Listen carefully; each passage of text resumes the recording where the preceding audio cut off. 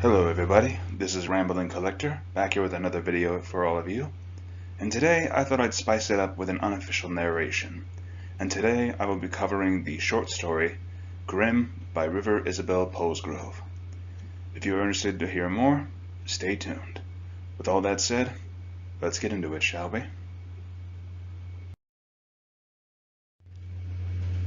Chapter 1, Lizzie.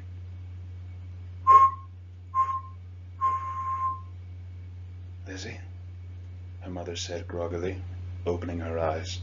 Her back ached from sleeping in the chair next to her daughter's hospital bed. She leaned forward and desperately shook her. Lizzie? Lizzie? No.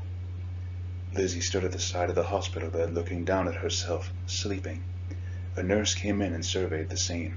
She calmly walked to the machine and unplugged it. I'm sorry, Mrs. Henderson. Lizzie watched her mom gather her limp body and weep. Hello, Lizzie, a gentle voice said. My name is Grimm. Lizzie turned to see a woman dressed in a flowing white silk robe with a hood gracefully draped over her silver hair. She had laugh lines etched into her face and a pale halo that seemed to pulse like a heartbeat. A silver scythe was attached to her belt. It hung loosely at her side. Why is Mommy crying? The woman approached Lizzie and bent to her level. Do you remember what everyone said was going to happen to you? I was going to die. Grimm nodded. Did you understand what they meant? I was going to go away? Yes, she said gently. Where am I going? To a beautiful place filled with colors where you can play all day. Really? Lizzie said, lighting up. I've also brought you a gift. Grimm reached into her robe and revealed a small puppy with glossy brown fur. A wide, radiant smile broke out across her face. I've always wanted a puppy, Lizzie squealed. Grimm handed the puppy to her. It licked her face and wagged its tail excitedly. This is Piper. She left her family at a young age, too. I love her, Lizzie cried, snuggling Piper. The soft fur brushed against her skin, tickling her cheek. Come on. We should get going, Grimm said, holding out her hand. Is Mommy coming? Lizzie asked, taking it. She'll be coming along soon. In the meantime, how about we go get ready for her? We'll throw her a welcome party. She'll be so happy. Okay, Lizzie said, walking into the welcoming light with Grimm. Chapter 2. Jacob. Thump, thump, thump, thump. Thump. Jacob slept peacefully and breathed his last. A rough hand yanked him out of his body.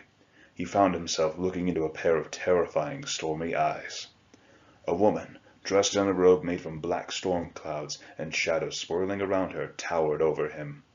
She held a scythe and glared at him from under a black hood. Jacob Lorenzo, your time has come to pay for your sins, she thundered. What? He stammered. Who are you? I am known as Grimm, Reaper of Souls.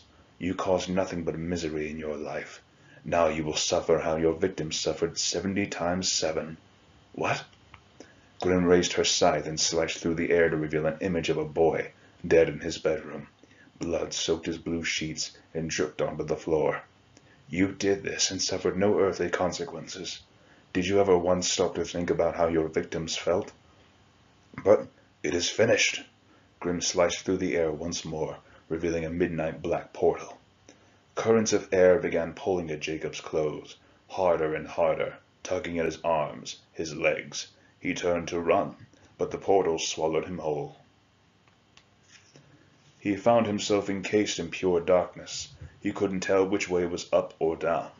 He felt something sinister lurking at the edge of his prison. It got closer. Jacob tried to move, but was paralyzed. It encroached further. He had no idea what was to come, only that he was helpless, and this thing hated him. Okay, I'm sorry, he called out desperately. A dark, mocking laugh echoed through the air, sending shivers through him. You will be, forever. It sounded like multiple people were speaking. Please, Jacob begged as panic gripped him. Now you will know, the voice sneered. A peaceful meadow came into view. The sky was bright blue, and the grass flowed gently in the breeze. Huh? Something was very wrong. Despite the beautiful surroundings, there was a gnawing in the pit of his stomach. He tried to move his feet, but they were anchored in place. Something was coming, and he couldn't run. A storm of anxiety exploded within him. Everything was the same peaceful scenery, but he could barely focus as the fear tore apart his insides. It seared his mind with shame as he was yanked. But he couldn't do anything. Wave after wave of fear crashed over him. Nothing was touching him. Everything looked safe, but it wasn't. He felt as though he were drowning, but he wasn't anywhere near water. He couldn't think because his mind was filled with painful static. He couldn't breathe because the fear was choking him. He screamed, but no one came to help. He suffered forever, encased in the pain of his victims. Chapter 3. Dustin. Drip, drip, drip, drip, drip, drip, drip. Dustin's blood pooled on the floor next to his bed, soaking his blue sheets. His empty, lifeless eyes reflected in the red liquid. The knife he used to slice his wrists laid at the foot of the bed. His family would soon be home and find the note taped to his door. "Dustin," a voice said gently. Dustin turned and saw an old woman dressed in white with a hood draped on her head, a silver scythe hanging loosely at her side. "I'm sorry. I'm so sorry," Dustin wept. "I'm sorry." The old woman gently pulled him in for a hug. "I couldn't do it. I was so tired. Everything hurt." "I know," the woman said. "This wasn't your fault. I killed myself. I committed suicide. Oh my God." "Dustin, suicide is not a crime," she said firmly. "It's not?" "No, child. The fault lies with the one who hurt you, stole your innocence, and abused your trust." Dustin wept harder.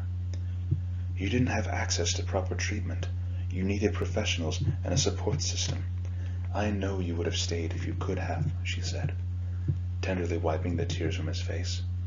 "I really tried. I tried so hard, but I couldn't. I know. What now?" "Now I take you home to rest." Dustin took a shaky breath. The woman reached into her pocket and took out a red Game Boy SP. "Here." "Where did you get this?" he asked, snatching it from her. "My parents made me throw mine out." "I know it brought you comfort when you were alive." "It did," Dustin said, holding it close to his chest. "Thank you." "Come along. It's time to rest," she said gently, guiding him into the light. The end.